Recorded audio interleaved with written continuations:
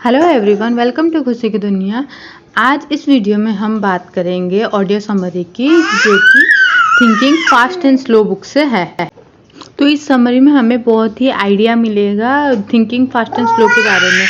तो यहाँ पे जो डैनियल कार्नेल है ऑथर, इससे पहले कि समरी को स्टार्ट करेंगे, यहाँ पे एक बात क्लियर करना बहुत ज़रूरी है। ह्यूरिस्टिक जो वर्ड है वो बहुत इंपॉर्टेंट है इस पूरी समरी में। तो हमें सबसे पहले इसका मतलब पता चलना चाहिए। हालांकि बोलने में ये थोड़ा मुश्किल लगता है, पर इसका मतलब बहुत सिंपल है। ह्यूरिस्टिक वो रूल्स और मेंटल शॉर्टकट होते हैं जो लोग किसी इन्फॉर्मेशन को ज़्यादा एफिशिएंसी के साथ में प्रोसेस करने में यूज़ करते हैं। जैसे कि कोई सेट ऑफ प्रेजम्पशन जिससे सही ढंग से प्रेडिक्शन किया जा सके। इस बुक को पढ़ करके जो सबसे इम्पोर्टेंट आइडिया हमको पता चलती है वो है कि ह्यूमन ब्रेन दो मोड्स में काम करता है। पहला वाला है फास्ट इंट्यूटिव, मगर कभी कभी इरेशनल मोड, यानी बिना सोचे समझे ब्रेन काम करता है, बस रिएक्ट कर देता है। दूसरी तरफ जो दूसरा वाला मोड है वो रैशनल, स्लो, कैलकुलेटिव और सोच समझ कर काम करने वाला बुक।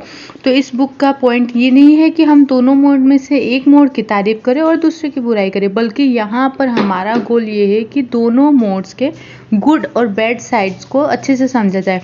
तो चलिए सबसे पहले रैशनल साइड से स्टार्ट करते हैं। अब हम में से कई लोग कह सकते हैं कि रैशनल साइड यानी कि हमारा जो सोच से विचार करके एक्शन लेने वाला ब्रेन का जो फंक्शन है वो हमेशा इंट्यूटिव साइड यानी कि रिएक्टिव माइंड से सुपीरियर है। हालांकि हर बार ऐसा नहीं होता है, इसके बारे में हम थोड़ा डिटेल्स में पढ़ेंगे, पर अभी के लिए बोल सकते हैं कि इंट्यूटिव साइड यानी कि फास्ट माइंड रोज़ की लाइफ में हमारी एनर्जी को सेव करता है। जैसे कि ऐसे कोई रूटीन सिचुएशन जहाँ पे हमें स्लो और कैलकुलेटिव और फंक्शनल मोड को ज़रूरत नहीं पड़ती है। बेसिक लाइफ में ऐसे भी ज़रूरत पड़ती है कि जब हमें तसल्ली से बैठ करके सोचना पड़ता है किसी सिचुएशन को, पर ऐसे सिचुएशन में हम अपना रैशनल माइंड यानी कि स्लो माइंड जो सोच विचार करके एक्शनल कर लेता है उसको इस्तेमाल करता है। फाइनली ये रैशनल यानी कि स्लो और इंट्यूटिव यानी कि फास्ट माइंड, ये सब आपस में दुश्मन नहीं है। अक्सर जब ये मिलकर के काम करते हैं, अब जैसे कि फास्ट इंट्यूटिव सिस्टम की मदद से रॉ डेटा कलेक्ट और ऑर्गेनाइज किया जा सकता है, मगर उसके बाद हमारे ब्रेन का ज़्यादा केयरफुल और स्लो साइड अपना काम करना शुरू कर देता है। तो हम इस समरी में ह्यूरिस्टिक और बाइस्ड जो कि एक तरफा सोच करते हैं उसके ऊपर ज़्यादा फोकस करेंगे। जैसा कि हमने बताया कि ह्यूरिस्टिक कुछ रूल्स का ग्रुप होता है, यानी कि एक तरीके से हमारे माइंड का हैबिट्स जो कि हम बहुत ही सिचुएशन में बिना सोचे समझे एक्शन लेते हैं। जैसे कि हम ब्रश करना, शूज़ पहनना और साइकिल चलाना, और इसकी वजह से हमारी एनर्जी कम खर्च होती है। अब ऐसा ज़रूरी नहीं कि हर बार हमें इससे फ़ायदा ही हो। कई बार हम इन ह्यूरिस्टिक पर डिपेंड होकर के सिली मिस्टेक्स यानी कि छोटी छोटी मिस्टेक्स भी कर लेते हैं। तो ये बुक हमें ऐसी सिचुएशन को समझने में हेल्प करेगा जो हमारे यूजुअल प्रिजम्पशन काम नहीं करती, यानी फास्ट माइंड गलती कर देता है और जब हमें और भी स्लो और गहरी प्रोसेसिंग की ज़रूरत पड़ती है। तो चलिए समझते हैं, जिसमें पहला कॉन्सेप्ट आता है एंकरिंग।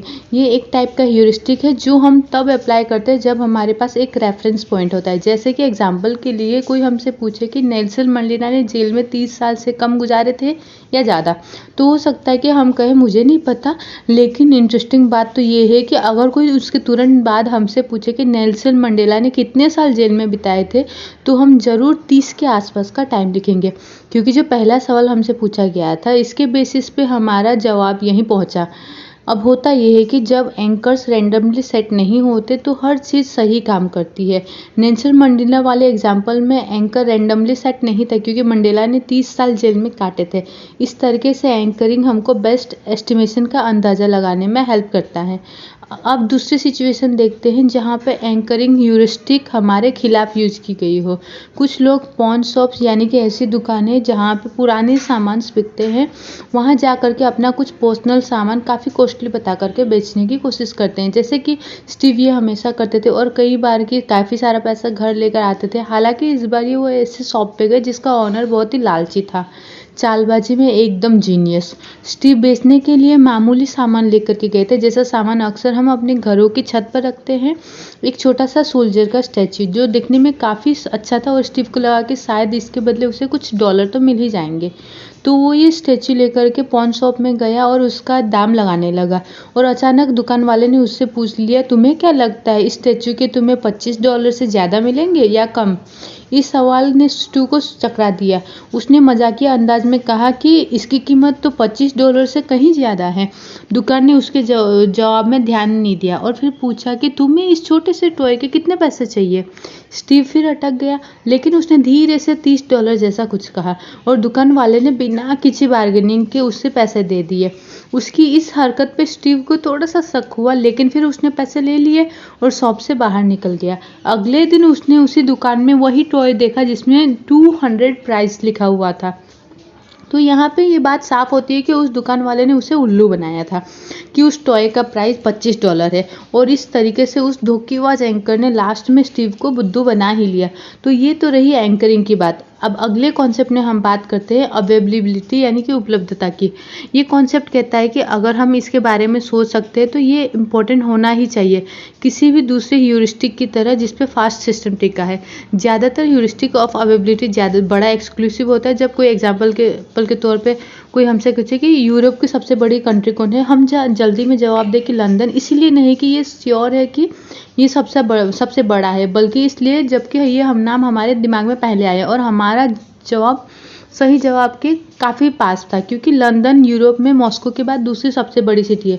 तो इस सिचुएशन में अवेलेबिलिटी ह्यूरिस्टिक हमारे सिचुएशन में काम करती है। वही दूसरी तरफ में कई एग्जाम्पल मिलेंगे जहां इस ह्यूरिस्टिक ने लोगों को चक्कर में डाल दिया, जिसकी वजह से कंक्लूजन अननेसेसरी निकला।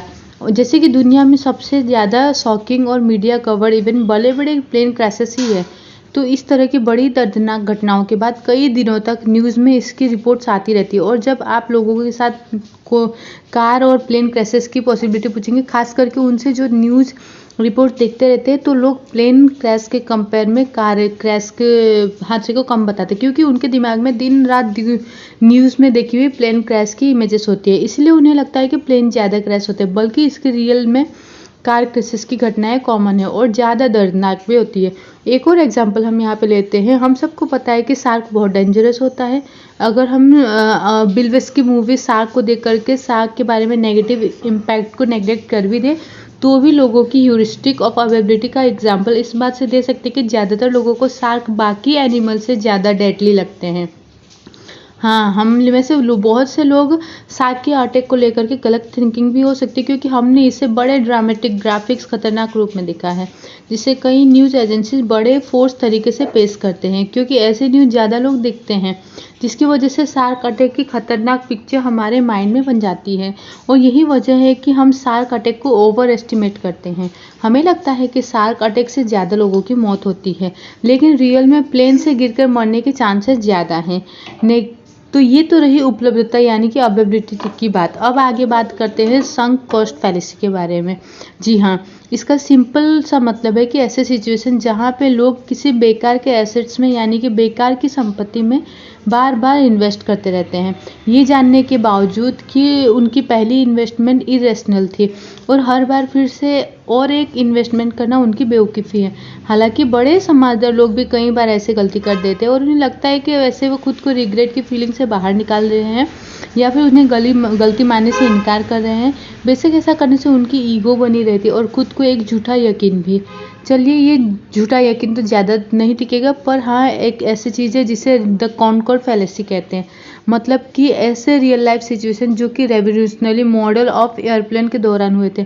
कॉनकॉर्ड जो यूके और फ्रेंच गवर्नमेंट का जॉइंट प्रोजेक्ट था, दोनों गवर्नमेंट ने इस प्रोजेक्ट में अपनी इन्वेस्टिगेशन जारी रखी, ये जानते हुए कि इसकी इकोनॉमिक सस्टेनेबिलिटी बिल्कुल नहीं है, जीरो है, और कोई भी इन कॉनकॉर्ड एयरप्लेन को अनसेफ होने की वजह से यूज़ नहीं करना चाहेगा। हालांकि इस प्रोजेक्ट में इनिशियल इन्वेस्टमेंट में ही काफ़ी बड़ी रकम खर्च हुई थी, फिर भी हाई ऑफिशियल के लिए अपनी गलती को एक्सेप्ट करना इम्पॉसिबल था और ना ही वे इस प्रोजेक्ट को बंद करने का तैयार थे। इसीलिए उन्होंने इस प्रोजेक्ट पे और इन्वेस्टमेंट करके अपने पैसे को डुबाते गए। तो चलिए थोड़ा आगे बढ़ते हैं और जानते हैं फ्रेमिंग के बारे में। फ्रेमिंग जो है वो एक बड़ा ही इंटरेस्टिंग टाइप का ह्यूरिस्टिक और बायस्ड है, जिसे मीडिया और न्यूज़ एजेंसी वाले बड़ा चढ़ा करके यूज़ करते हैं। फ्रेमिंग का बेस्ट एग्जांपल होता है जब हम क्वेश्चन थोड़ा चेंज कर देते ताकि जो हमें चाहिए उसी चीज़ पे ऑडियंस को फोकस करने में मजबूर कर सके। जैसे एग्जाम के तौर पर दो मिलते जुलते सवालों पर लोग डिफरेंट तरीके पे रेस्पॉन्ड करेंगे। पहला सवाल, क्या आप ऐसे मेडिकल प्रोसीजर को हाँ बोलेंगे जिस पे सर्वाइवल के 90% चांस हो। दूसरा, क्या आप ऐसे मेडिकल प्रोसीजर को हाँ बोलेंगे जिसमें डेथ होने के 10% चांस हो। जब हम सेम क्वेश्चन को फर्स्ट तरीके से पूछते तो हम सुनने वाले को इसके गुड साइड पर फोकस करता है। इसीलिए जब हम लोगों से पूछते हैं क्या वो ऐसा ऑप्शन चाहेंगे जिस पे बचने के 90% चांसेस हो, ज़्यादातर लोगों का बात इसी बात को एक्सेप्ट करेंगे। वही दूसरे वाले क्वेश्चन में हम बैड साइड यानी कि डेथ की रेट पे जोर करते हुए सवाल पूछते हैं, तो इस तरीके से लोग उसके नेगेटिव कैरेक्टरिस्टिक्स पर फोकस करते हैं और इस बात के ज़्यादा चांसेस है कि वो ऑपरेशन को रिजेक्ट कर देंगे। तो इन शॉर्ट कहे तो हमारे सवाल पूछने का जो तरीका है वो बहुत मायने रखता है और आंसर को भी चेंज कर सकता है। एक और एग्जांपल के तौर पर क्रिस को पार्टीज में जाना बहुत पसंद था, लेकिन वो ऐसे ही हर किसी के पार्टीज में जाने से कतराता है क्योंकि उसे पार्टी में उसको पूरा मज़ा चाहिए। इसीलिए उसके दोस्तों को बड़ी मुश्किल होती है उसे हर जगह अपने साथ ले जाने में। लेकिन फिर उन्हें इसका एक सॉल्यूशन मिला। वे उसे क्लब में साथ चलने के लिए बोलते थे और उसके सामने डिस्कस करते थे कि लास्ट टाइम इस क्लब में उन्हें कितना मज़ा आया। वे कभी भी क्रिस को उनके साथ हुए बुरे एक्सपीरियंस नहीं बताते थे और क्रिस भी इससे काफ़ी इम्प्रेस्ड होता था। अब एक और एग्जाम्पल हुआ शायद पहले वाले से ज़्यादा इम्पोर्टेंट। जिस तरीके से हमें न्यूज़ दिखाई जाती है ऑब्वियस है कि उसका मकसद यही है कि हम पर उस न्यूज़ का पूरा असर पड़े। अब जैसे कि किसी टाउन में रेस्क्यू मिशन चलाया गया है जो अच्छी तरीके से निपट गया, टाउन के ज़्यादातर लोग बचा लिए गए, हालांकि कुछ लोग टेररिस्ट के हाथों मारे भी गए। अब हमारे पास दो तरीके हैं इस न्यूज़ को फैलाने के। अगर हम रेस्क्यू टीम की तारीफ करना चाहते तो हम कुछ इस तरीके से कहेंगे, टाउन को बचा लिया गया, रेस्क्यू टीम ने 10,000 से ज़्यादा लोगों की जान बचाई। वहीं दूसरी तरफ अगर हम इस मिशन की बेइज्जती करना चाहें तो हम बिना झूठ बोले कुछ इस तरीके से बोल सकते हैं, क्या हम मासूम लोगों की मौत से किसी की जान बचा सकते हैं। एक फेल्ड रेस्क्यू मिशन में 50 से ज़्यादा सिविलियन ने अपनी जान गंवाई। अब इसमें कुछ चेंज नहीं किया क्योंकि कुछ सिविलियंस की जान गई है तो मिशन 100% सक्सेसफुल नहीं माना जा सकता। फैक्ट्स के सिलेक्शन और थोड़ा कुछ बड़ा चढ़ा करके बोलने का इसमें इम्पोर्टेंट रोल है। तो अगली बार जब हम न्यूज़ देखेंगे हमको ये बातें दिमाग में रखनी पड़ेगी कि फैक्ट्स को डिफरेंट फॉर्म में लपेट करके पेश किया जा सकता है। उनकी प्लानिंग के साथ में चुन चुन करके न्यूज़ एजेंसीज हमारे सामने इस तरीके से रख सकते हैं ताकि जो मैसेज वो देना चाहते हैं हम तक पहुँचे। न्यूज़ और मार्केटिंग एजेंसी बड़ी चालाकी से मोरल और जुडिशरी नॉर्म्स को ताक पर रखते हुए अपना काम करते हैं। एक तरफ तो वो कह सकते हैं कि हम सच बताते हैं, मगर दूसरी तरफ वो वही फैक्ट्स जनता को दिखाना चाहते हैं जो वो दिखाना चाहते हैं ताकि लोगों पर उनकी मैसेज का ज़्यादा से ज़्यादा इफेक्ट पड़े। तो अगली बार जब हम न्यूज़ पढ़ेंगे या सुनेंगे इस बात का जरूर दिमाग में रखें।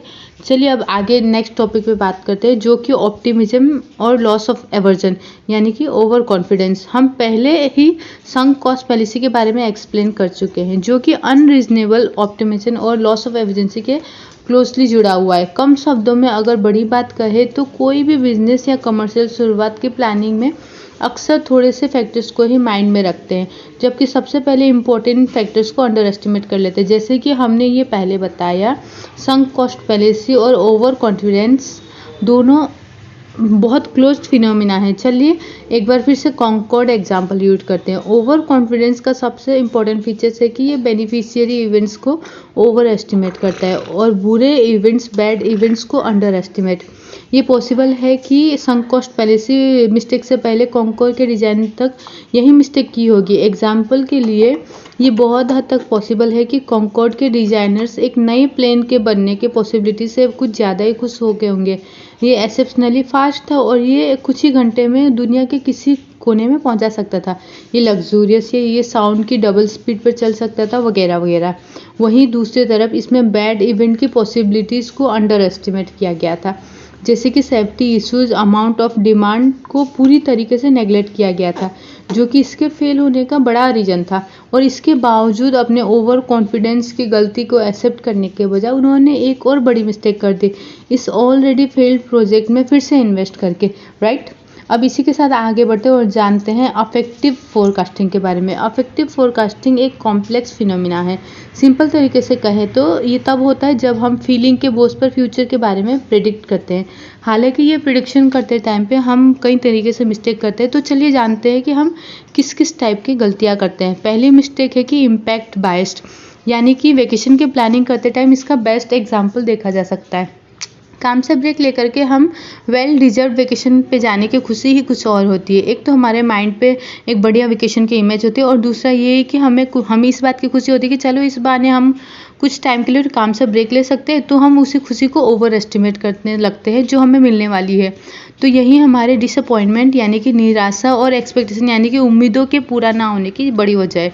ये सो कॉल्ड पेरिस सिंड्रोम या पारी शोकुगुन जो कि जापानीज टूरिस्ट पे बहुत प्रोमिनेटेड है, जो खासतौर पर देखा जा सकता है। उन्हें फ्रांस में अपने वेकेशन पे इतनी ज़्यादा एक्सपेक्टेशन होती है, कई बार इन एक्सपेक्टेशन का पूरा होना इम्पॉसिबल होता है, जिसके चलते कुछ जापानीज टूरिस्ट डिप्रेशन, डिजीनेस और वॉमिटिंग तक फील करने लगते हैं। बेशक वे लोग बड़े हार्ड वर्किंग रहते हैं, कई कई घंटों तक काम करते हैं ये सोच करके कि काम से ब्रेक लेकर वो एक परफेक्ट वेकेशन पे जाएंगे जो वो डिज़र्व करते हैं। लेकिन अपने सिटी ऑफ लाइफ पे परफेक्शन वेकेशन का सपना लेकर के जब वो जाते हैं तो उन्हें मिलती है गंदी सड़कें, ख़राब वेदर, महंगी चीज़ें वगैरह वगैरह, जिसकी वजह से उनका परफेक्ट वेकेशन की खुशी वाला जो फील होता है वो टोटल डिप्रेशन में बदल जाता है। इसी के साथ आगे बात करते हैं दूसरी मिस्टेक की, जो कि इम्यून नेगलेक्ट। ये इम्पैक्ट बायस्ड की दूसरी साइड है। इसे साइकोलॉजिकली इम्यून सिस्टम का सबसे इम्पोर्टेंट फंक्शन माना जा सकता है। टर्म नेगलेक्ट को इसलिए यूज़ किया गया है कि क्योंकि अक्सर लोग अक्सर अपने इम्यून सिस्टम पे अक्सर इस टेंडेंसी से बेखबर होते हैं क्योंकि फ्यूचर इन्वेस्टमेंट को बड़ा कर सकते हैं।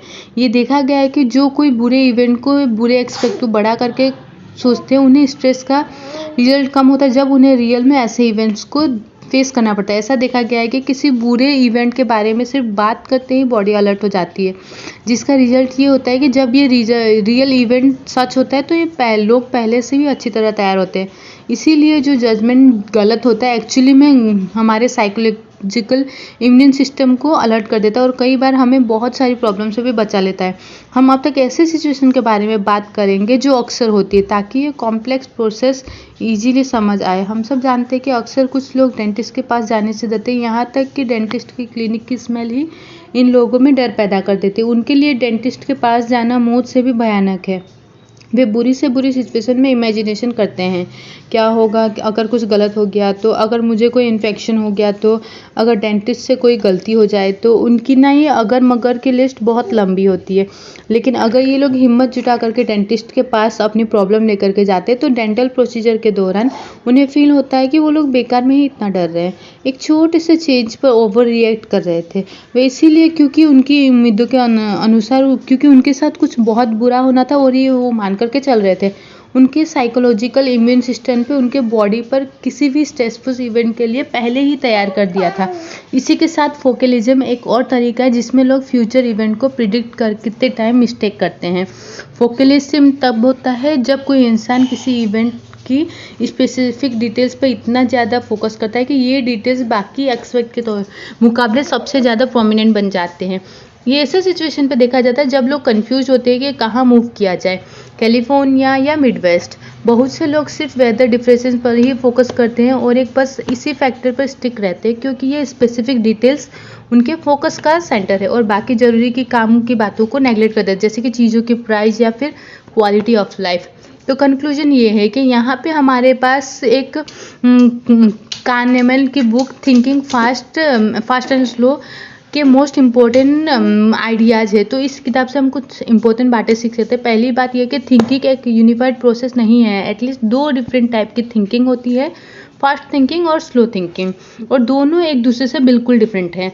दूसरी बात है स्लो टाइप की थिंकिंग हाईली रैशनल और कैलकुलेटिव होती है जिसमें हम ज़्यादा टाइम लगाते हैं चीज़ों को समझने के लिए, ये सारे पॉसिबिलिटीज़ को कंसिडर करती है और अक्सर ये इमोशन से इन्फ्लुएंस नहीं होती है। दूसरी बात है कि स्लो टाइप की थिंकिंग जो हाईली रैशनल और कैलकुलेटिव होती है जिसमें हम ज़्यादा टाइम लगाते हैं चीज़ों को समझने के लिए, डिसीजन लेने के लिए। ये सारे पॉसिबिलिटीज़ को कंसिडर करते हैं और अक्सर ये इमोशंस से इन्फ्लुएंस नहीं होती है। ये वाली थिंकिंग हम तब अप्लाई करते हैं जब हमें मैथमेटिक्स की कोई कॉम्प्लेक्स प्रॉब्लम सॉल्व करनी रहती है या फिर अपने फ्यूचर की लाइफ प्लान्स बनानी रहती है। तीसरी बात है फास्ट थिंकिंग, जो बहुत सारे सिचुएशन में अच्छी होती है क्योंकि प्रिजम्पशन के हिसाब से एक्ट करते हैं, जो कि हर तरीके से थोड़ा रियल इवेंट पे बेस्ड है। ये बाइसेस हमेशा सही हो ये ज़रूरी नहीं है, मगर ज़्यादातर हालत में ये काम करते हैं, इसीलिए ये यूज़फुल भी है। फास्ट थिंकिंग ऑटोमेटिक और सबकॉन्शियस होती है और इन फास्ट प्रोसीजर पे अवेयर होना बहुत हार्ड होता है। चौथी बात है स्लो और फास्ट थिंकिंग एक दूसरे के ऑपोजिट नहीं है, ये दोनों अक्सर साथ में एक्ट करते हैं। और पांचवी बात है कुछ न्यूज़ और मार्केटिंग एजेंसी हमारी फास्ट थिंकिंग प्रोसेस को पर्पजली इन्फ्लुएंस करने की कोशिश कर सकते हैं क्योंकि ये हमारे कॉन्शियस से छुपा रहता है। और आगे आखिरी और छठी बात यह है कि जब भी हम कुछ पढ़े, खास करके न्यूज़ आर्टिकल या कोई भी ऐसी चीज़ जो सो कॉल्ड फ्रेमिंग से बच करके रहना पड़ेगा। कंटेंट से ज़्यादा इम्पोर्टेंट है उनके क्वेश्चन का तरीका। तो इन्हीं सारे बातों के साथ में, इन्हीं सारे कॉन्सेप्ट के साथ में ये समरी यहीं समाप्त होती है। आगे मुलाकात होगी अगले समरी में। Thank you.